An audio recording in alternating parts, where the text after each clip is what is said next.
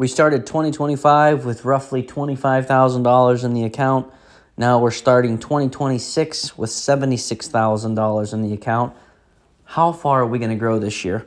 Hey everyone, welcome back to the channel. My name is Isaiah, and in this video we're going to talk about all the money we brought in the last week, as well as some more buys we plan on making in the upcoming week. But if you're new to the channel, this is an income generating account where we sell cash secured puts, covered calls, do credit spreads, and collect some nice dividends in order to generate that consistent weekly income. So if that interests you, help me out, subscribe to the channel, leave a like. Also, put in the comments below what your favorite quarterly dividend payer is, not monthly or weekly. I'd like to see a quarterly one.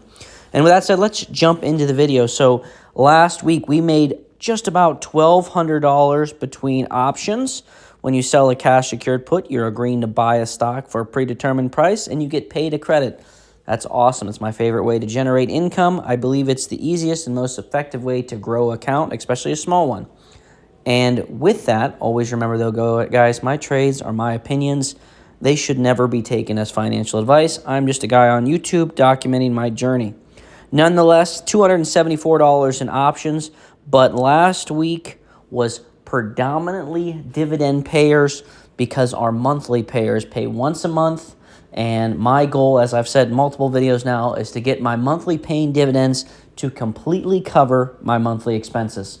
So we got $530 in monthly payers. Those came from PDI, $132 last night. CLM and CRF, those are cornerstone funds. We captured $185 and $177.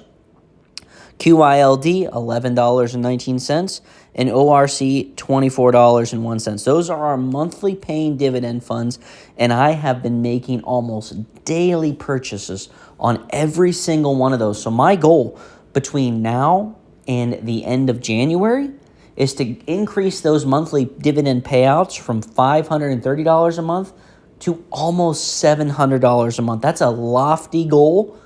But if I stick with it and I continue to make purchases, I know I can get there. I have a lot of buying power.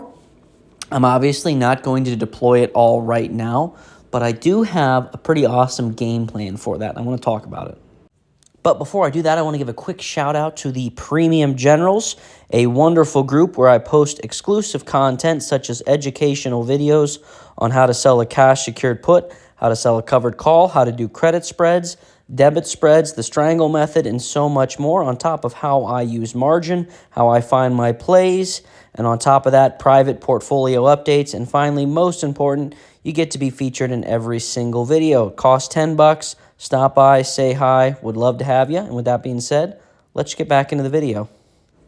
Okay, we're back in the account here. $76,082.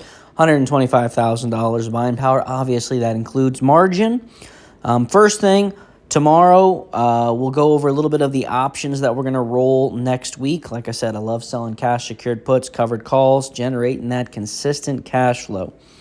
Anyway, let's scroll down to our monthly payers. So PDI, that is my first and upcoming goal deadline. We are up to 800 shares. That's amazing. 800 shares. I want to get this to 1,000 shares by the end of March 2026. I have 800 shares. I just got paid from them for our last month's dividend where we had 598 shares, which means we picked up 202 shares in just a span of a few weeks. I'm not going to be able to continue to buy at this clip, but I'm going to try. I'm going to try to make consistent daily buys, sometimes small, sometimes large, but I want to make daily buys with PDI as well as the two cornerstone funds, CRF and CLM. As I've said, I want to get those to 3,000 shares by the end of 2026. Again, a lofty goal, but I think I can do it. And T-SPY, I wanted to get 100 shares. I currently now have it. So now we will hold and hopefully capture $30 a month on this for a while as we start to add some other monthly payers. This is not a monthly payer I've ever had before, so I'm not going to overextend myself into this position as, again, I just purchased it. So this month I'll get my first dividend from them, and that'll contribute toward that $700 monthly goal. I did not get one from them last month, so this is going to be an additional $30 or so, depending what they announce as their ex-div. but they've been pretty consistent around that 30 cents a month. So I'm kind of expecting it to be right around there, which I'm good with. Give me another $30 for the month. ORC is the monthly paying real estate fund I'm invested in. I want to get this to 500 shares. I currently have 370. I am going to dramatically slow down my purchases because my 500 share goal total is the middle of 2027. Because I'm not trying to go super heavy in this REIT right now. I just wanted some exposure. I do have another REIT I'm going to add to the portfolio, but that is down the line as well. We were just paid from them this past week for December, and we were paid $24.01. They had their ex-div on the 2nd, and we're getting $43. That means we've almost doubled our monthly payout from them. That's incredible.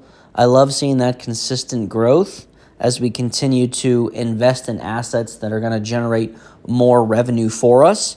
And I know a lot of people in the comments say, oh, you should invest in all weekly paying dividend funds. You get more income. We generate plenty of income from our options, as well as we do have 2 ultra yielders in TSYY and COYY. And I don't want to add any more. Those NAV erosions that they have, it's just so rapid, and they're going to go to 0. But you know what? I'm going to make as much money as I can from them between now and when they do finally close out or do their first reverse splits, which, it's inevitable for these funds, really. So right now, like I said, I'm just trying to generate as much income as I can from them and take that income and invest it into a more stable monthly payers. So I'm not really worried about trying to generate any more income every week. More so trying to get at least $2,800 for the month, which would be about $700 a week. Last month we captured $3,500. This month I expect more of the same. Honestly, I expect us to get close to $4,000 this month. That's a lofty goal. I don't know if we'll actually get there, but between our monthly paying funds as well as all the option positions we're going to roll throughout the month, it's definitely a possibility. But I like to aim high for my goals and then go after them. And the other thing, QILD, this is my favorite covered call ETF. I have owned this in multiple portfolios, and I do want to get this to 500 shares. But again, that's a 2027 timeline. I'm at 100 shares right now. I don't plan on adding any more for the time being. That's going to add, about $18 a month. So between this and T-SPY, my covered call positions, that's going to add an additional $48 a month, somewhere in there that I was not collecting before. And then I was looking, XPay is going to be part of this account in the near future.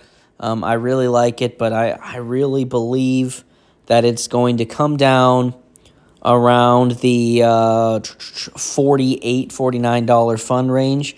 And I really just kind of want to wait for that time because, they're all going to come down, and I believe that one will. The other one I'm looking at is TDAC, another one the general group has turned me on to. This will be another one where I try to get 100 shares, but I'm not going to overextend and go past that. Year-to-date chart, well, not year-to-date, it's only been a day. Over 1 year, let's see, it listed on September 4th at 24. So it actually has gone up a couple of bucks since it listed. So that's actually pretty impressive. And it's trading relatively cheap, $26. So that means if I were to get 100 shares here quickly, it would cost me $2,600. And that would be a nice, I believe they pay monthly. Don't quote me on that. I could be completely wrong, but I'm pretty sure they pay monthly. And that's the allure for it. I want them to be included on my monthly paying funds as I try to expand into more assets as I'm growing this account. I do believe in diversification, but also I only want to add high quality monthly pairs. The weekly pairs that I have, like ULTY, Coney, things like that, they don't add a ton of value. I'm just getting a couple of bucks from them every week. I don't really plan on selling them unless, it has a huge drop-off. ULTY, I'm intrigued at their changes. Will it actually make a difference? Or at the end of this year, are we going to do another reverse split? Then my 500 shares that went to 50 are going to go down to 5. Who knows? We will see. Same with YBIT. They did the 3-1, or maybe it was 5-1. I think it was 5-1. And how far are these going to go down? How far will these funds continue to drop, and will I have made anywhere near the amount I needed in terms of dividends? But nonetheless, we will continue to make purchases, maximizing margin use in order to grow the account. And like I said, I plan on being over 100,000 at some point in this year. And the only reason I wouldn't be really, in my opinion, is if I needed to borrow from this account. But I really don't foresee that. But you never know. I have borrowed from this account last year. I used it to get my real estate license, Python coding course, some presents and stuff like that for family. So it's not like I'm not going to use the money if I want to. If it's there, it's there. I've earned the money selling options, collecting dividends, so I will use it if I want to. And, that's all about maximizing the time on earth we have. If I see another investment in the real world that I can make, like the real estate license helps me generate income, the Python coding course is pretty freaking awesome, not gonna lie. Things like that where you can invest in yourself. And I view all investments in the world just like the stock market. If I can invest it and I can get a good return on it, I'm going to do it. And so barring something like that, I do plan on this account being well over $100,000 this year with consistency. And so that said, I appreciate you, and I'll see you in the next one.